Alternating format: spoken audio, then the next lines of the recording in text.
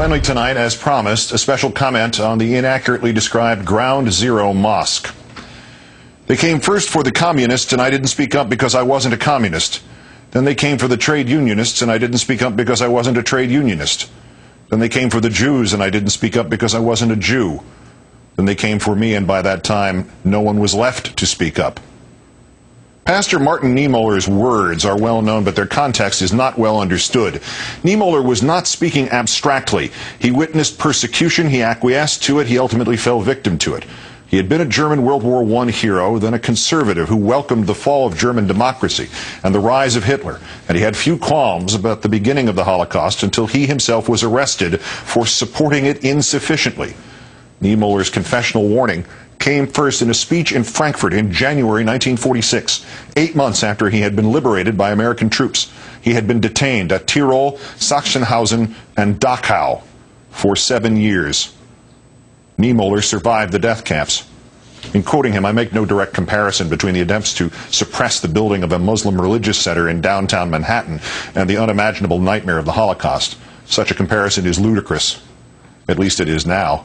But Niemöller was not warning of the Holocaust. He was warning of the willingness of a seemingly rational society to condone the gradual stoking of enmity towards an ethnic or religious group, or more than one. Warning of the building up of a collective pool of national fear and hate. Warning of the moment in which the need to purge outstrips even the parameters of the original scapegoating. When new victims are needed because a country has begun to run on a horrible fuel of hatred, magnified, amplified, multiplied by politicians and zealots within government and without. Niemöller was not warning of the Holocaust. He was warning of the 1,000 steps before a Holocaust became inevitable. If we are at merely the first of those steps again today, here, it is one step too close. Yet, in a country dedicated to freedom, forces have gathered to blow out of all proportion the construction of a minor community center to transform it into a training ground for terrorists and an insult to the victims of 9/11 and a tribute to medieval Muslim subjugation of the West. There is no training ground for terrorists. There is no insult to the victims of 9/11. There is no tribute to medieval Muslim subjugation of the West. There is, in fact, no Ground Zero Mosque. It isn't a mosque. A mosque, technically, is a Muslim holy place in which only worship can be conducted. What is planned for 45 Park Place, New York City, is a community center. It's supposed to include a basketball court and a culinary school. It is to be 13 stories tall, and the top 2 stories will be a Muslim prayer space. What a cauldron of terrorism that will be. Terrorist chefs and terrorist point guards. And truly, those who will use the center have more to fear from us than us from them. For there has been terrorism connected to a mosque in this country in this year. May 10th, Jacksonville, Florida, a pipe bomb at the Islamic Center of Northeast Florida. The FBI thinks the man in this surveillance video could be the bomber. The bomb went off during evening prayers, and it was powerful enough to send shrapnel flying 100 yards. Fortunately, the bomber didn't know where to place it, so the 60 Muslim worshippers were uninjured. If he had put it inside and not outside, they'd have been dead, and you probably would have heard about it on the news. Or maybe not. Maybe those exploiting 45 Park Place would still shake their fists and decry terrorism by extremists who happen to be Muslim and never face the shameful truth about our country. As the Jacksonville mosque bombing shows, since 9/11, Muslims have been at far greater risk of being victims of terrorism in the United States than have non-Muslims. But back to this Islamic center. Its name, Cordoba House, is not a tribute to medieval Muslim subjugation of Spain. Newt Gingrich has been pushing that nonsense that Cordoba is Muslim dog whistle for triumphalism. It refers to Cordoba, Spain, the capital of Muslim conquerors who symbolized their victory over the Christian Spaniards by transforming a church there into the world's 3rd largest mosque complex. Today, some of the mosque's backers insist this term is being used to symbolize interfaith cooperation, when in fact every Islamist in the world recognizes Cordoba as a symbol of Islamic conquest. Those Muslim conquerors are a figment of Mr. Gingrich's lurid imagination. In Spain, in Cordoba, though the Muslims established multicultural, non-denominational institutions of learning, they were under constant attack from Christian armies and from a series of internal all-Muslim civil wars. The Muslims lost Cordoba, and the Christian church they transformed into the world's 3rd largest mosque complex, that was turned back into a Christian cathedral. in the 13th century, and it has been one ever since. And is there not a logical extension to Mr. Gingrich's conclusions about Cordoba and triumphalism? Virtually every church, virtually every synagogue, indeed every mosque built on this continent stands where a Native American lived or died or was buried or saw his world, his religions included, wiped out by us. What are we then, Mr. Gingrich?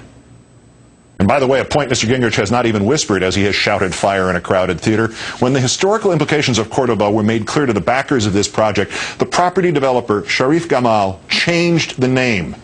They're already compromised.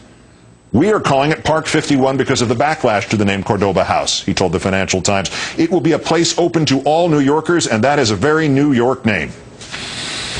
A very New York name, like Ground Zero. Except that this place, Park 51, is not even at Ground Zero, not even right across the street. Even the description of it being 2 blocks away is generous. It is 2 blocks away from the northeast corner of the World Trade Center site. From the planned location of the 9/11 memorial, it's more like 4 or 5 blocks even. You know what is right across the street, though? I went there yesterday to refresh my sense of the World Trade Center in which I worked nearly 30 years ago. At Church and Vesey Streets, so close that the barbed wire of Ground Zero obscures its spire, is St. Paul's Chapel. Been there since 1766, where Washington went the day he was inaugurated, where the first responders came for relief 9 years ago. You know, it's also closer to Ground Zero than this Muslim community center will be. Church of St. Peter at Church and Barclay Streets. As the sign says, New York's oldest Catholic parish. People hear Ground Zero Mosque and they think Mecca in the backyard and a loud call to prayer, and they take umbrage. We got no more than a few inches of skin and a couple of pieces of bone. Ground Zero is the burial place of my son, said Joyce Boland at the public hearing about this center. I don't want to go there and see an overwhelming mosque looking down at me. I honor her pain and her fear, but Mrs. Boland has nothing to worry about. Unless she walks directly over to it several blocks away, she'll never see the thing. This is what you see from where the center will be. Another nondescript building is across the street. This building and others like it will block views of the Trade Center and views from the Trade Center. The community center certainly will stand out on the north side of Park Place, but amid the canyons of lower Manhattan, it'll just be a distinctive building that if you happen to wander down a side street near the Trade Center, you might see it. You know what you'll see there now? This. The Burlington Coat Factory, abandoned since 2001, when the landing gear from one of the planes fell 90 stories and went through the roof. For 9 years, nobody's been willing to buy that building, just to knock it down and build a new one. It's sold for $4,850,000. In New York City real estate, that is spare change. And you know why it's spare change? Because walk around Ground Zero any day of the week and it's packed with tourists and our version of pilgrims. But walk 2 and 3 blocks away and not so packed. Not packed at all. Empty stores, boarded up windows. 9 years later and 2 and 3 blocks from the action, it's a ghost town. What was that about government not getting in the way of private business? What was that about letting the private sector spur new jobs in blighted areas? Oh, and what was that about Iraq? Why did we go into Iraq again?